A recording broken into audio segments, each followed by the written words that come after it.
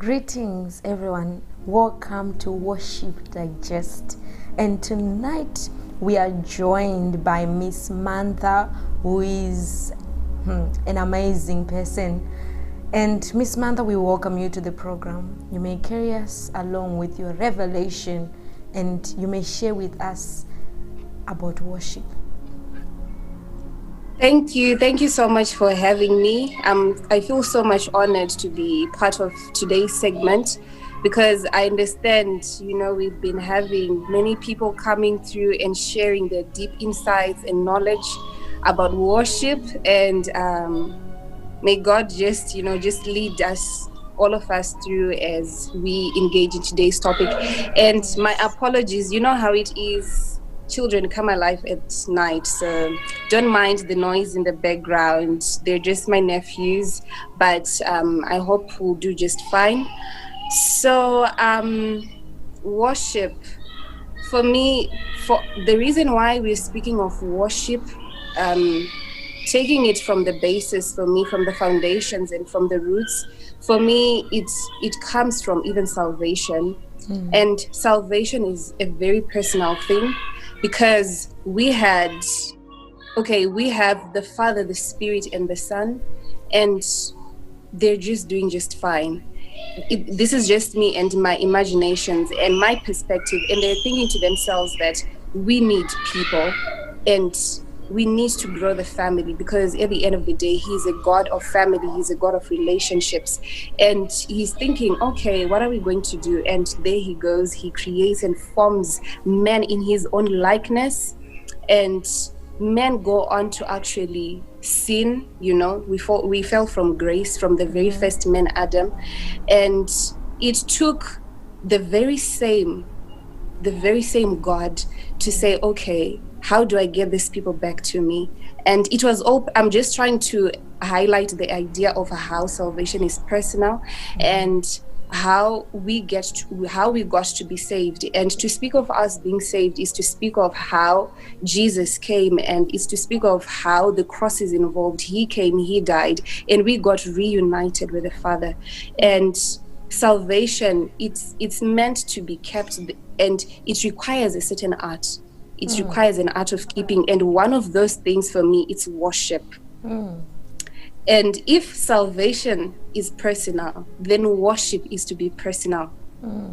That's just me. Worship is to be personal, and just as a person makes a conscious decision, to say that they want to be saved, they want to be born again, they want to give their life back to Christ. They also have to be in that state of mind, a state of consciousness, to say that, okay, I really want to render worship unto the Father. So worship, for me, the first thing that I would want to highlight is that worship is meant to be personal, and it is one of those things that is very important in how we get to even maintain salvation. And to speak of worship, I love how Prophet Hosea says that people perish because of lack of knowledge. And I find it, I feel like it's very important for us to also be very knowledgeable about what we mean when we speak of worship, what really is worship. Because you have people say that, okay, let's now enter into a moment of worship. And I'm thinking to myself, aren't we already in worship? Aren't we already in worship, and aren't we already proceeding? It's more like a continuation, because we live in worship. And why I'm saying this is based on what John the Revelator said. He said that the time has come and the time is now that they that worship in truth and in spirit. And to speak of the truth, obviously, we're speaking of Jesus. And remember, from the onset, I spoke of salvation and how we get to receive Jesus in our lives. So when we receive him, we are already in a place of worship, just by reason of having Jesus, for he is the truth. And we are led into worship. He continues to guide us in worship. He unpacks us, he guides us, for our steps are always ordered by the Father. You understand? So yeah, that's one of the other things that I feel we need to really understand. That's because yes, it matters where you're worshiping from, and it's not necessarily about it being a matter of I need to be at church for my worship to be relevant. Even in your house, even at the workplace, I'm not saying that people should just, you leave your job and you're just all in this vibe of, okay, let's kneel down, let's start to worship. But I'm just trying to say that already we dwell in worship by reason of us being in Jesus. Wow. Basing it on how John says that they that worship in truth. So the aspect of in there is to speak of a location. So we worship from Jesus, and we need him to render this worship, because the Spirit, I love Minister Mahendere's song, the one that says witness. The Holy Spirit, he bears witness with my spirit, because sometimes we do not know how we ought to pray, we do not know how we ought to render this worship unto the Father, but we get that assistance from him, such that it hits hard, it hits home when he receives it. Yes. So that's what I also feel like. So it's a matter of decision. Worship, it's personal, and where you worship from, it's also key, and it's also very important. So you should not be limited. Why I'm speaking of Jesus being a place of worship and how he is to be involved, it's so we take away this mindset of limiting ourselves to say that I'm not going to enter into worship just because I'm not at church, just because I'm not with my fellow brethren, my fellow brothers and sisters, and I can't be worshiping because, it has to be at church. We are the church. That's right. We are the church. Yes. So I just had few pointers. So continuing with that, okay. It would be unfair of me if I do not, just unpack what worship is. As far as I looked up in the dictionary, when we speak of worship, we're speaking of reverence, we're speaking of admiration, we're speaking of honoring, we're speaking of praise, it's appreciation. So when you admire, and you're just admiring how God is just good to you, and you're just like, Jesus, I'm just so thankful for your goodness. Just for you to even just utter such, you've rendered worship. That's right. Because it has to do with admiration. When you get a promotion at work and someone walks up to you and they're like, you're a very hard worker, oh my goodness, we thank God for him uplifting you to such magnitudes. When your response to that person, for instance, you speak of, if it had not been for the Lord, just that on its own, you've rendered worship. Because worship has to do with honor. You're honoring God and his involvement in your upliftment, in your being promoted in that job. So whether it's not necessarily, perhaps it's your being perhaps the best student, getting good grades and all that, and people are walking up to you and they're making you feel big about yourself. But remember, every good thing that we get it from the Father. And the moment that you confess of his involvement, the moment that you give honor unto the Father, you are in worship, you are rendering worship. So worship is not limited. Worship is not limited to, just being confined to church setting. It's not confined to, it's not confined to saying that I need to be, I need to play a certain particular song so that, it just makes me to, to also feel like being in worship. Yes, it's relevant, but worship is personal. And remember, I spoke of how Hosea speaks of the aspect of knowledge. So who are you worshiping? How much do you know about him? Because if you have limited knowledge about the one you're worshiping, then even how you're going to go about it, it may even be limited. It may even be limited. Wow. So you need to be as knowledgeable about this God. How much do you know about him? Because the moment your level of knowledge, the revelation that you have about him, it just makes him to manifest in a certain way. Wow. For you. It helps, it ushers you into certain levels or dimensions of a God that you never knew existed. And the reason why we hear of, Jehovah Jireh, the God, you hear things like he's the God of Bethel, it's based on someone and their understanding and the experience that they were involved in, even provoking. Perhaps that was not clear. It's as if your level of knowledge is very important, it's very vital, because it somehow contributes to your own experiences. Wow. And we thank God, at some point in the Old Testament, you come across scriptures that say the God of Abraham, Isaac, God of Jacob. And he's the God of Abraham because he manifested to you in the same way that he manifested to Abraham. So how is God going to be known? By reason of you.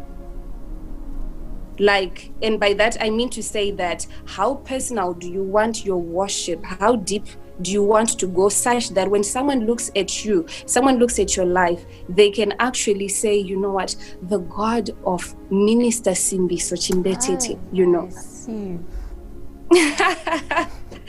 So yeah, I'm so sorry that I'm just trying to mention these pointers in passing and swift as I can, and I'm so sorry. It's unfortunate that we may have to probably have another segment, because I'm afraid I'm running out of battery. You know how it is, electricity issues, load shedding and stuff. But I just want to leave by speaking of this aspect under worship, to say that for us to worship, I think it also requires a conducive environment. Wow. You need to create a conducive environment. How do you create it? You create it from Jesus, because remember I said that you are worshiping from Jesus, because he is that truth that John speaks of when he says we worship in truth and in spirit. So you have the truth, and it's that truth that is leading you and guiding you into how you ought to do it, in how you even have to be creating that conducive environment. Wow. Because Jesus would be surrounded by people. He has multitudes, he has disciples, but he always came to a point of separation. He would separate himself from the crowd, and you just go to a quiet place, because he wants to, render worship with the Father. He wants to be in prayer, but he had to create that platform such that he could relate with the Father. And you'll have even, Paul and Silas, they were in prison. It's a hard situation. It's so difficult, to them. And what do? They enter into a moment of worship, and, the prison bars, they just broke loose, because they created that environment of worship, which birthed a certain experience, which led them into what they needed, which led them into deliverance, which led them into freedom. So I feel like you need to be in a position of actually creating a conducive environment.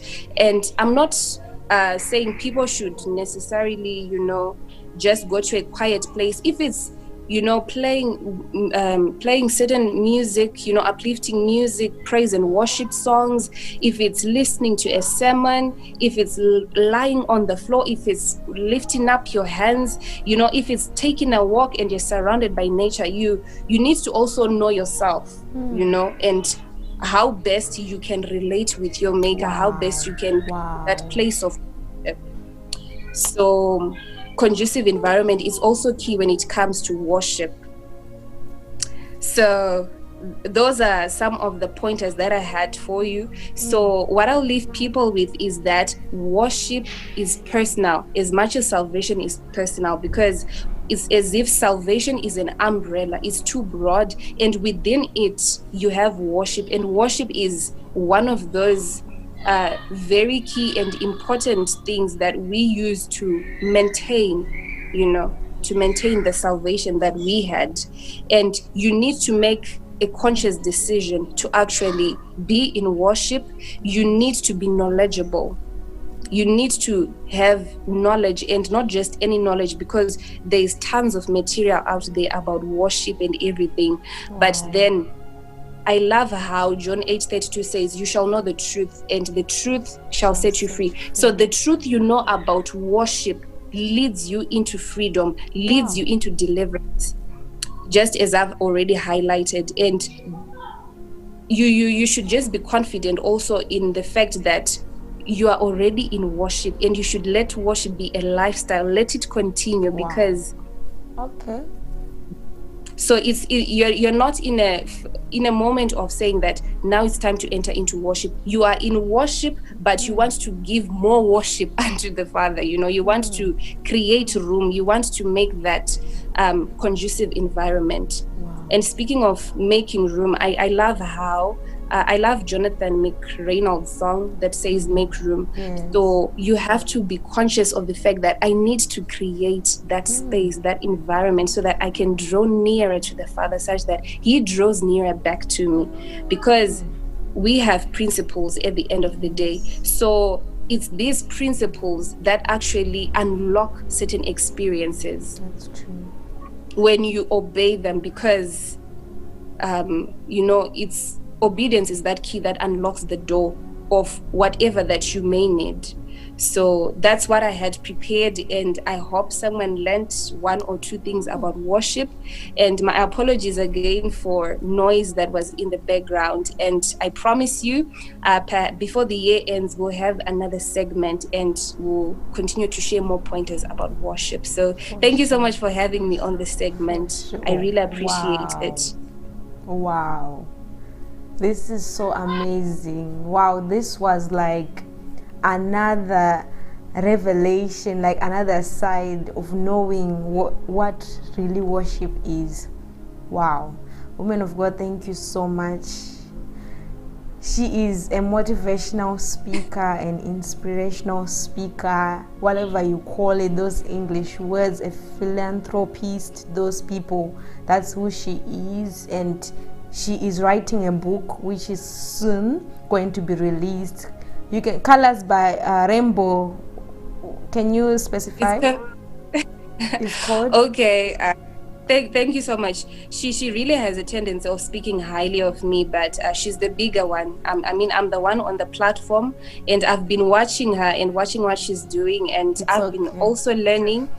And I think that it's just the way that I presented this, but it's material that's readily available. If you check the other videos she's been posting on her YouTube page, you'll see that I practically didn't say anything that's revelatory as she's trying to imply.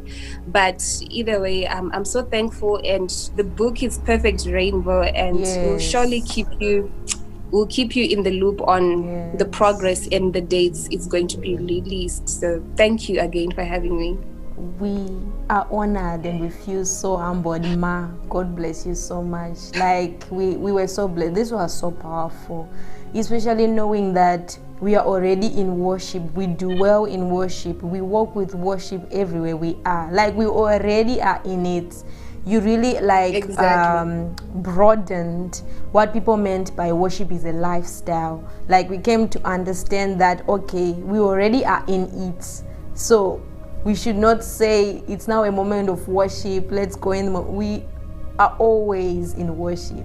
That was powerful, man of God. And I hope everyone who is watching, you will continue watching this video, because this, I say, was one of the best. Thank you so much, Maya. This was powerful. We truly appreciate, and we are so honored to have you on this platform tonight. God bless you. Thank you for having me. Thank you God for bless having me, you. Minister, and more grace with what you're doing. Thank you so much. We thank God. We thank God. We are already worshiping. We thank God. All honor, we give it to God. So thank you so much, Amen. viewers all over the world. Make sure you like, comment, you share, and visit our Facebook page, Worship Digest, our YouTube, Worship Digest, our email address, worshipdigest@yahoo.com, and on Instagram, we are Worship Digest. Thank you so much for joining us. We love you, and shalom.